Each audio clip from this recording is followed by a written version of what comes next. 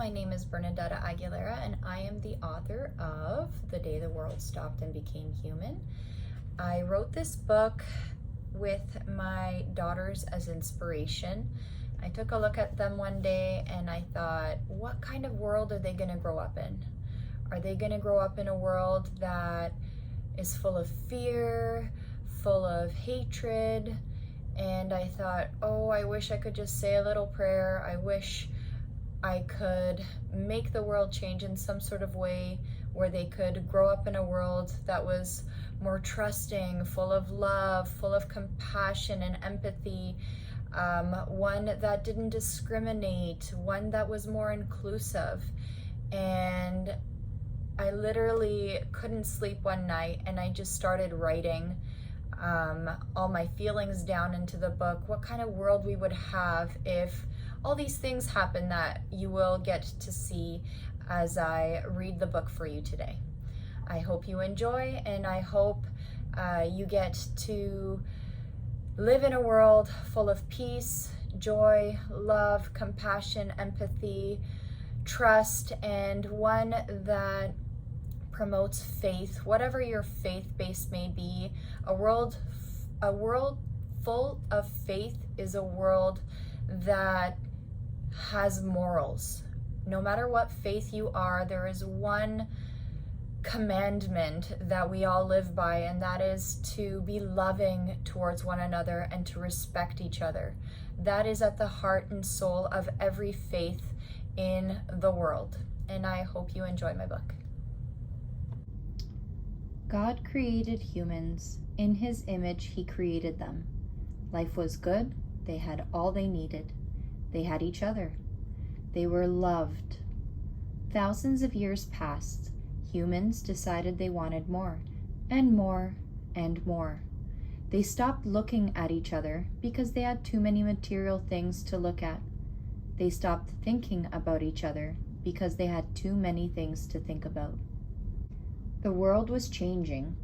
Humans were physically surrounded by so much, but still emotionally empty. Nothing brought them pleasure. The earth was changing too. Species that once roamed the earth in their abundance and beauty were becoming extinct. One day, a mother watched her 3 beautiful little girls playing and thought of what their futures would be like. Who would they become? Who would they meet? Who would love them as much as she did? What would the world look like for them and their children? These thoughts scared her tremendously.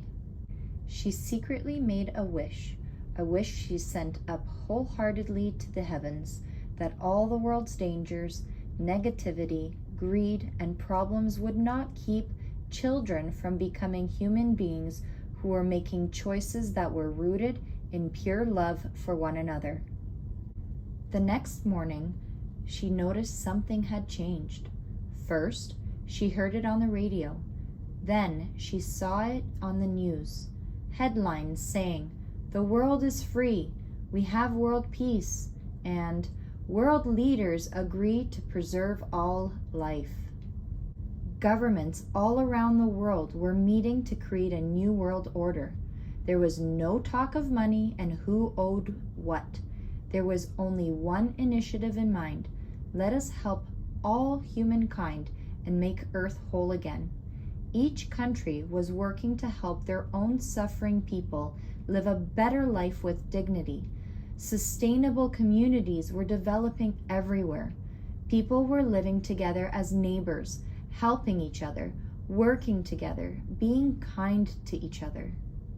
The world's leaders were no longer fighting over property, but dividing the wealth and abundance of resources that were left over after helping their own countries. They agreed on environmental issues and started to enlist more volunteers in global tree planting and water cleaning programs. They were finally making decisions to benefit all humanity equally. While leaders tackled the big problems, trading goods and services became the new world currency. People started placing importance on what mattered. They stopped focusing on materialistic things and began appreciating the family and friends around them. They started donating their time and their extra resources to those who had nothing. People stopped being wasteful and started to be more generous. Wealthy people were working together to provide water and food for those lacking the basic essentials of life. Wealthy companies were building shelters for the homeless on land that was donated by people who did not need so much space. Weapons all over the world were located and banned, safely diffused and repurposed for good. Wars seemed to disappear. People of all ages were learning to be human again and love one another as they were created to do. Cultures from around the world were being preserved and celebrated. Everybody was able to see the beauty in everyone's uniqueness. Each person was able to contribute to their society because the basic need of a human being is to belong and to have value, to find a purpose and a calling in life that came from deep within. Every single job in the world was valued because everyone recognized that all jobs were needed to make the world go round. No one made more money than anyone else. All were equal and appreciated. We all wanted to make the world better for our children and to be the best versions of ourselves. The beauty of humanity was glistening on everyone's faces. They trusted no one would again want to harm them, their family, or the world. Everyone worked together, teaching and learning from one another. The indigenous people came to help teach the sacredness of the earth and how to grow healthy, nutritious food. The world was at peace. The mother looked at her daughters. She thought of the beauty of life and how precious every moment was, how everyone had a responsibility for one another and were all family in this life, how they were all connected and blessed.